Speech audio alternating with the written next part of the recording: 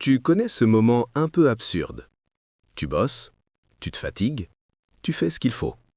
Tu te lèves, tu avances, tu paies tes factures, tu essaies d'être raisonnable. Et pourtant, à la fin du mois, t'as toujours cette impression étrange de courir sans jamais vraiment avancer. Pas de catastrophe, pas de drame spectaculaire, juste une vie où l'argent entre et ressort. Une vie où tu survis plus que tu ne construis. Une vie où tu espères qu'un jour, ça ira mieux. Et voilà le truc.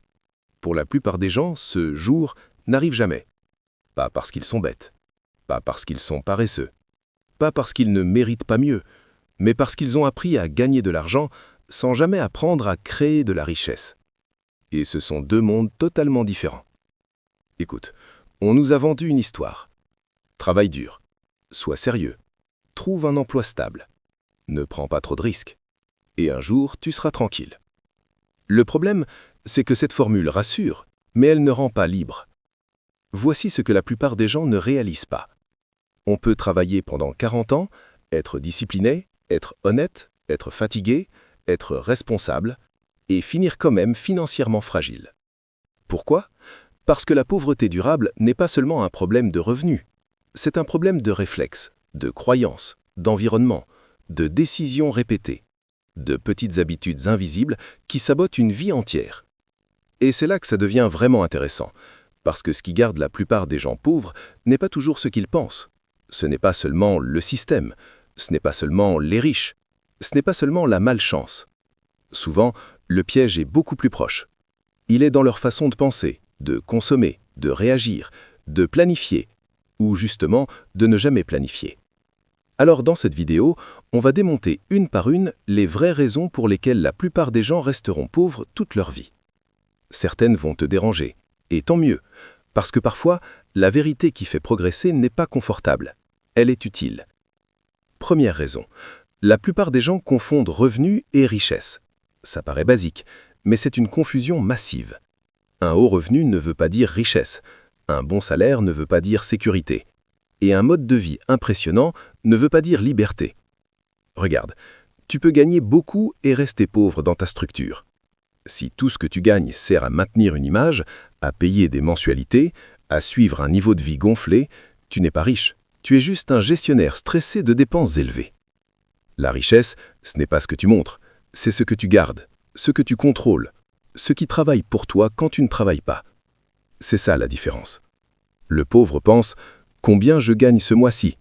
Le futur riche pense « combien je conserve, combien j'investis, combien de temps mon argent peut survivre sans moi ?» Le point important, c'est que beaucoup de gens augmentent leurs revenus et augmentent encore plus vite leur train de vie. Nouveau salaire, nouveau téléphone, nouvelle moto, nouveau resto, nouvelle charge, nouvelle pression. Résultat, plus ils gagnent, plus ils ont besoin de continuer à gagner. Ils ne construisent pas de base, ils construisent une prison plus confortable. Et là, tu te dis peut-être, oui, mais quand on a peu, on ne peut pas vraiment épargner. Parfois, c'est vrai. Il y a des situations où le revenu est réellement trop faible. Il ne faut pas raconter n'importe quoi. Mais voilà ce que la plupart des gens ne réalisent pas. Même quand le revenu augmente, beaucoup ne changent pas de logique. Ils restent dans la réaction. Ils dépensent d'abord, ils justifient après, ils espèrent ensuite. Donc le problème n'est pas seulement combien tu gagnes. Le problème, c'est ce que tu fais quand tu gagnes plus. Deuxième raison, la plupart des gens ont été éduqués à obéir financièrement, pas à comprendre l'argent. On leur a appris à travailler, pas à lire un bilan personnel, pas à comprendre l'inflation, pas à distinguer un actif d'un passif, pas à utiliser la dette intelligemment, pas à investir, pas à protéger leur pouvoir d'achat. Et après, on s'étonne qu'ils tournent en rond. Selon l'enquête internationale OCDE-AINFE 2023, les niveaux de culture financière restent insuffisants dans beaucoup de pays. Et l'enquête mesure justement des lacunes sur des notions clés comme l'inflation, les intérêts, le risque et l'épargne de long terme. Donc non, ce n'est pas normal d'être perdu avec l'argent. C'est fréquent. Ce n'est pas la même chose. Imagine quelqu'un à qui on confie une voiture puissante, sans jamais lui apprendre à freiner, à tourner ou à lire le tableau de bord. C'est exactement ce que beaucoup vivent avec l'argent. Ils encaissent, ils dépensent, ils signent, ils empruntent, ils s'abonnent, ils remboursent, ils reportent, ils paniquent. Mais ils ne pilotent pas, ils subissent. Et ensuite, ils disent « l'argent me file entre les doigts ». Évidemment, tu ne contrôles jamais ce que tu ne comprends pas. Troisième raison, la plupart des gens vivent dans l'urgence permanente. Et ça, c'est un piège brutal. Quand toute ta vie financière est construite sur le court terme, tu prends presque toujours de mauvaises décisions. Tu choisis l'option qui soulage maintenant, pas celle qui construit demain. Tu prends un crédit pour respirer, tu dépenses pour te consoler. Tu reportes l'investissement, tu repousses l'apprentissage. Tu dis plus tard pour tout ce qui pourrait réellement changer ta trajectoire. Écoute, la pauvreté durable, ce n'est pas seulement manquer d'argent, c'est vivre dans un état où chaque imprévu devient une menace. Et ce n'est pas théorique. Aux États-Unis, la Réserve fédérale a rapporté qu'en 2024, seulement 55% des adultes disaient avoir mis à côté l'équivalent de 3 mois de dépenses pour une urgence. Donc même dans une grande économie, une énorme partie des gens restent vulnérables. Tu vois le problème? Quand tu n'as pas de marge, tu ne choisis plus vraiment. Tu réagis. Et une vie passée à réagir finit presque toujours plus pauvre qu'une vie construite à anticiper. Là, tu te dis peut-être, facile à dire, quand tout coûte cher. Oui, justement. C'est pour ça que l'absence de marge est dangereuse, parce que l'inflation n'attend pas que tu sois prêt. Quand les prix montent, ton argent non investi perd du pouvoir d'achat. Le FMI explique que l'inflation réduit le pouvoir d'achat au fil du temps, surtout quand les revenus ou les rendements restent fixes. Autrement dit, si ton argent dort, il recule. Si tes compétences stagnent, tu recules. Si tes revenus restent figés pendant que les prix montent, tu recules, même sans t'en rendre compte. Quatrième raison, la plupart des gens sont dépendants d'une seule source de revenus. Et franchement, ça c'est l'une des erreurs les plus sous-estimées. Une seule source de revenus, c'est comme une chaise à un pied. Tant que tout va bien, tu tiens. Mais au moindre choc, tout bascule. Perte d'emploi, baisse d'activité, problèmes de santé, conflit dans l'entreprise, secteur qui ralentit, client principal qui disparaît, et d'un coup, toute la structure tremble. Le point important, c'est que la sécurité ne vient pas d'un revenu élevé, elle vient de la résilience. Tu peux gagner modestement, mais intelligemment, avec plusieurs flux, ou gagner beaucoup, mais dépendre d'un seul fil. Qui est le plus en danger? Souvent, celui qui paraît le plus installé, parce qu'il a confondu stabilité apparente et sécurité réelle. Cinquième raison. La plupart des gens veulent les signes extérieurs de richesse avant d'avoir les fondations de richesse. Ça, c'est un massacre silencieux. Ils veulent paraître solides avant de devenir solides. Ils veulent le look du succès sans la structure du succès. Ils veulent les fruits sans les racines. Regarde le schéma classique. Quelqu'un commence à gagner un peu mieux. Au lieu d'acheter du temps, des compétences, des outils, de la visibilité ou des actifs, il achète des symboles. Le problème n'est pas l'objet en lui-même. Le problème, c'est ce qu'il remplace. Chaque fois que tu finances une image au lieu de financer un levier, tu repousses ton indépendance. Et voilà le truc. Beaucoup de gens ne dépensent pas pour progresser. Ils dépensent pour se rassurer, pour se sentir arrivés, pour ne pas se sentir en retard sur les autres. Mais la comparaison est un poison financier. Tu compares ton quotidien à la vitrine des autres, tu compares ta réalité à leur mise en scène, et tu prends des décisions réelles à partir d'illusions. C'est une folie. Sixième raison. La plupart des gens méprisent les petits montants. Ils pensent que commencer petit ne sert à rien. Ce n'est que 5 €, ce n'est que 10 000 francs. Je commencerai quand j'aurai plus. Je dois d'abord régler ceci, puis cela, puis encore cela, et ils attendent, encore et encore. Pendant ce temps, les années passent. Voici ce que la plupart des gens ne réalisent pas. La richesse aime moins les grands coups que la répétition. Ce n'est pas spectaculaire, c'est justement pour ça que la majorité n'a pas la patience. Le principe des intérêts composés repose sur une logique simple. Ton argent peut générer des gains, puis ces gains peuvent eux-mêmes générer d'autres gains. Investor.gov donne un exemple basique. 100 $ placés à 5% deviennent 105 $ au bout d'un an, puis 110,25 $ au bout de 2 ans. Ça paraît ridicule au début, mais c'est comme planter un arbre. Au départ, tu vois presque rien. Un petit tronc, quelques feuilles, aucune ombre. Alors l'impatient se moque, il veut un arbre adulte tout de suite. Mais celui qui comprend continue d'arroser. Et 10 ans plus tard, c'est lui qui a l'ombre. L'argent fonctionne pareil.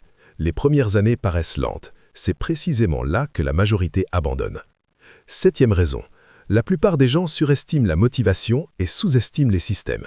Ils se disent « À partir de lundi, je me discipline. Ce mois-ci, je vais faire attention. Cette fois, j'arrête les dépenses inutiles. » Non, pas sérieusement, pas durablement. Parce qu'une vie financière solide ne tient pas sur des élans émotionnels, elle tient sur des systèmes. Automatiser une épargne, fixer un plafond de dépenses, séparer compte de vie, compte d'urgence, compte d'investissement. Programmer un virement avant même de toucher réellement l'argent. Suivre ses dépenses chaque semaine. Décider à l'avance.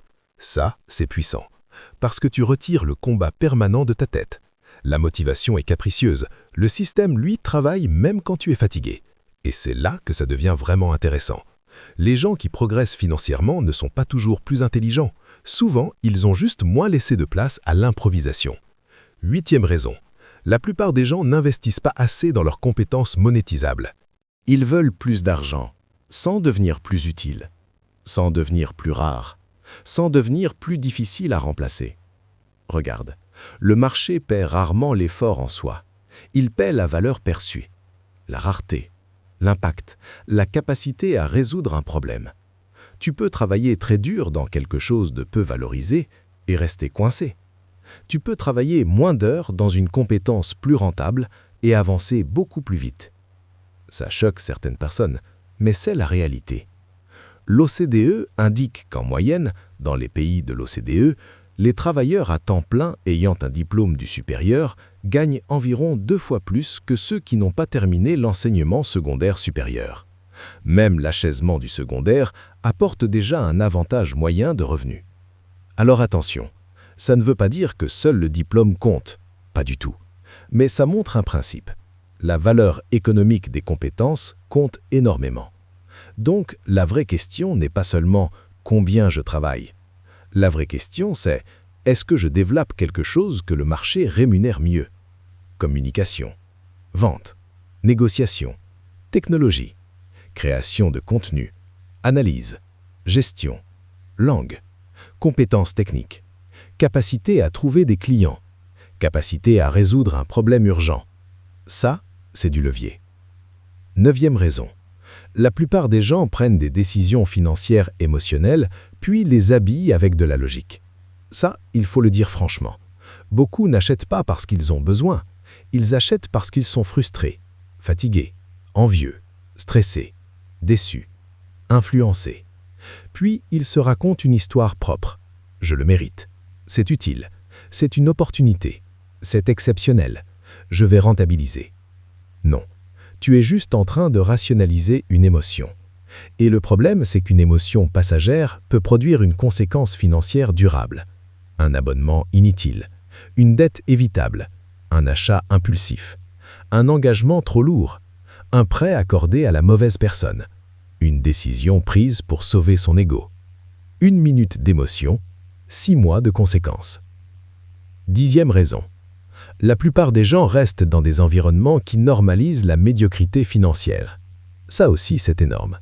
Si autour de toi personne n'épargne, l'épargne te paraîtra bizarre. Si autour de toi tout le monde vit à crédit, la dette te semblera normale. Si autour de toi personne n'investit, investir te semblera dangereux.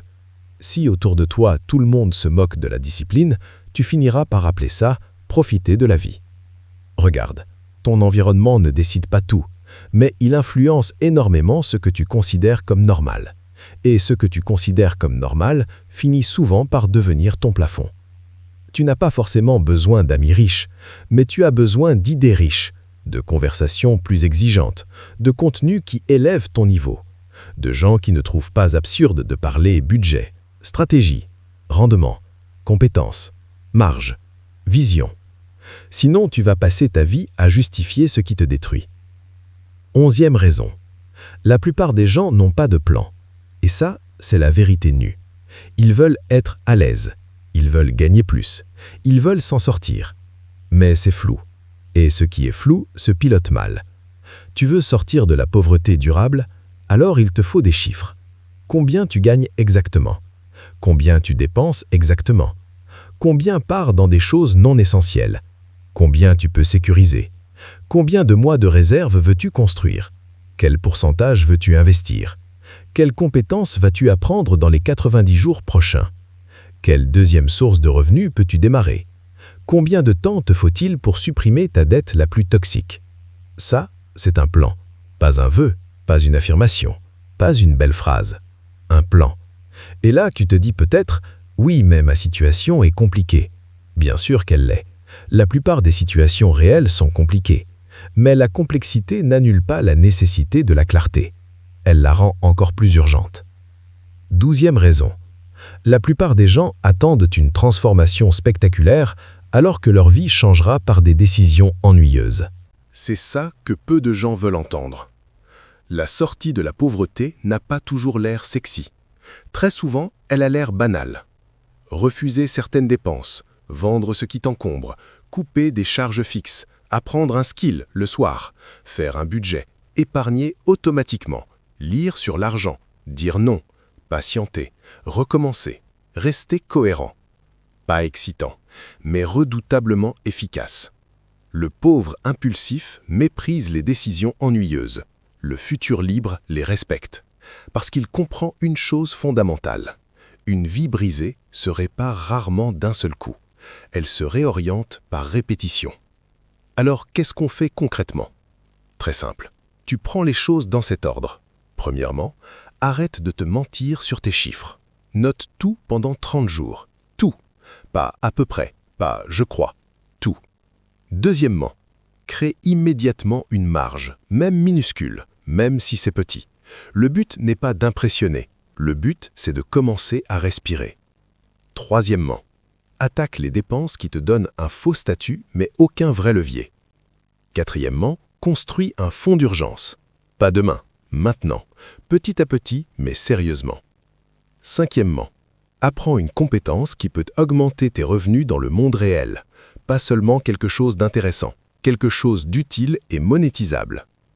Sixièmement, mets en place une automatisation, parce que ce que tu rends automatique devient enfin réel. Septièmement, commence à investir ton argent et ton temps avec logique, pas avec émotion. Pas pour jouer au génie, pas pour faire un coup, pour construire. Huitièmement, change ton environnement mental. Moins de spectacle, plus de stratégie. Moins d'envie, plus d'exécution. Et surtout, cesse de croire que le temps va régler ce que tes habitudes entretiennent. Le temps n'améliore pas une mauvaise trajectoire, il l'aggrave. Écoute bien cette phrase. La plupart des gens ne resteront pas pauvres parce qu'ils ont commencé de bas. Ils resteront pauvres parce qu'ils auront répété trop longtemps des comportements qui garantissent la stagnation. Ça, c'est différent. Parce que si le problème était seulement ton point de départ, tu serais coincé. Mais si le problème est en grande partie dans la trajectoire, alors tu peux la changer. Pas instantanément, pas magiquement, pas sans effort, mais réellement. Et c'est peut-être ça la partie la plus dérangeante et la plus encourageante à la fois. Tu n'as pas besoin d'attendre de devenir quelqu'un d'autre. Tu as besoin de casser certains réflexes, de voir plus clair, de devenir plus exigeant avec toi-même, de traiter ton avenir comme quelque chose de sérieux. Parce qu'au fond, la pauvreté durable adore une chose, les gens qui remettent à plus tard leur réveil financier. Ne sois pas cette personne. Décide aujourd'hui que ton argent ne servira plus uniquement à survivre au mois. Décide qu'il va aussi servir à te construire une position. Décide que tu ne veux plus seulement gagner, tu veux garder, tu veux multiplier, tu veux comprendre, tu veux prévoir, tu veux respirer. Et regarde, ça ne commencera peut-être pas avec des milliers, ça commencera peut-être avec une décision embarrassante, discrète, minuscule. Mais souvent, une vie entière bascule d'abord dans le secret avant de se voir à l'extérieur. Alors fais ce premier pas, pas demain, pas quand tu seras prêt, pas quand tout sera parfait, maintenant. Parce que la plupart des gens vont continuer à répéter les mêmes erreurs, à défendre les mêmes excuses, à vivre les mêmes fins de mois, à espérer sans construire. Toi, tu peux faire autrement. Et si cette vidéo t'a parlé, ne la regarde pas comme un simple contenu de motivation. Prends une feuille, écris tes chiffres, choisis une habitude à couper, une réserve à créer, une compétence à développer, une action à lancer cette semaine. Et en commentaire, écris simplement « Je casse le cycle ». Pas pour faire joli, pour te le rappeler à toi-même. Parce qu'à partir du moment où tu vois enfin le piège, tu n'as plus le droit de vivre comme si tu ne l'avais pas vu.